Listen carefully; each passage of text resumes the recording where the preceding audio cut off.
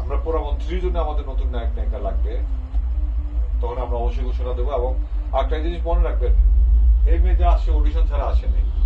Even Mona একটা বাচ্চা মেয়ে 13 বছর বয়স, সে অডিশন দিয়ে আসছে। লঞ্চা ছবিতে 1 বছরের একটা বাচ্চা মেয়ে, তার অডিশন দিয়েছে, দেখলাম সে লাইট ফ্রি কিনা, ক্যামেরা ফ্রি করে, সে কান্না করে কিনা, হাসি করে না, লাইট করে।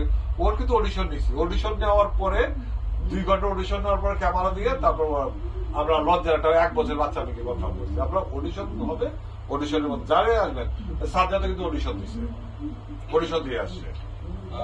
কিছু কোশ্চেন আসছে ভাই, যে আমাদেরকে সিলেটের কোন হলে দেখা যাবে আমাদের, তারপর হচ্ছে গোলাপগঞ্জের চিত্রাবাণী যে সিনেমা হলটা আছে। আচ্ছা, হলের ব্যাপারটা আমরা এখনই বলতে পারবো না। হলের ব্যাপারটা 4 দিতে হবে। এটা ডিস্ট্রিবিউশন আমাদের সব সেক্টরে ভাগ করা থাকে, যাদের জন্য আমি ডিস্ট্রিবিউশনটা কখনো ফলো আপ করি না, বা ম্যানেজমেন্ট শুটিং কিভাবে হচ্ছে এটা আমি দেখি না। আমাদের এখানে একটা জিএম আছে সবুজ, উনি এই সাইডটা দেখেন, ডিস্ট্রিবিউশন ম্যানেজার আছে মাস্টার সাহেব, উনি ডিস্ট্রিবিউশন দেখেন। এটা আমি জানি না, মাথায় নিই না কখনো। তারপরে আবার ওনাকে অ্যাডভাইস করি, এইভাবে করেন, আমার ছবিটা এরকম আছে, এইভাবে করলে ভালো, এইভাবে করলে খারাপ হবে, অ্যাডভাইস আমি করি, তখন ওনার ছেড়ে দিই। তারপর দেখা যায় বিভিন্ন মিটিং, সিনেমার জন্য আছি, আমাদের বিভিন্ন সংগঠন আছে, সংগঠনের মিটিং এ যাওয়ার জন্য, এটা আমি কখনো যাই। এটার জন্য যায় আমাদের সিও। আমাদের প্রতিটা কাজের জন্য প্রতিটা লোক একজন হেড অ্যাসাইন করা আছে। সো ডিস্ট্রিবিউশন কোন হলে যাবে, উনি আপনাদের জানাবে, ঈদের আগে দিন জানাই দেবে। কামরুল হাসান লিখেছেন যে রিভেঞ্জ স্টোরি ফ্লেভার পাচ্ছি ট্রিজারের মাধ্যমে। হ্যাঁ, এটা একটা রিভেঞ্জ স্টোরি।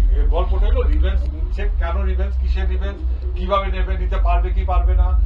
অবশ্যই জিন থাকলে জিনের প্রোটেকশন একজন আছে, একজন জিন থাকলে একটা হুজুর থাকবে, হুজুর থাকলে একটা জিন থাকবে, তাদের মধ্যে কম্পিটিশন হবে, অ্যাকশন হবে, ফাইট হবে, তারপর সে রিভেঞ্জ দিতে পারবে কিনা সেটা একটা বড় ব্যাপার।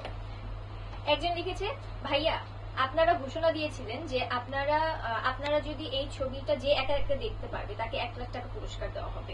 সো একজন ইচ্ছুক আছে, সে আপনার এই চ্যালেঞ্জটা দিতে, তার উদ্দেশ্যে কি বলতে চান? আচ্ছা ভাই, আপনার বারবার ভুল করতেছেন।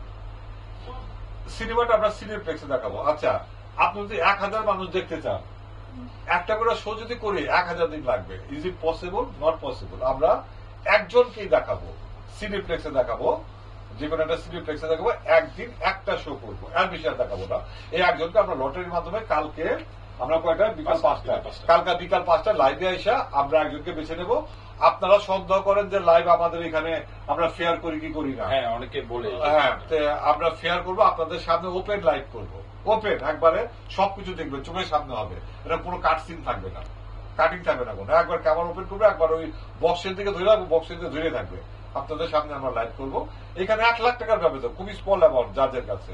হ্যাঁ, আমার কাছে অনেক বড় অ্যামাউন্ট হতে পারে, যাদের কাছে এত বড় একটা ছবি, এতগুলি ছবি, যেখানে 80-90 করে সিনেমা হলে, সেটা একটা যাদের কাছে খুবই স্মল অ্যামাউন্ট, এবং যাদের খুব কনফিডেন্ট যে ছবিটা দেখা খুব ডিফিকাল্ট ব্যাপার একটা সিনেমা হলে। সো আমরা কালকে লাইভ করবো, কেউ জিতলে 1 লাখ টাকা নিয়ে যায়।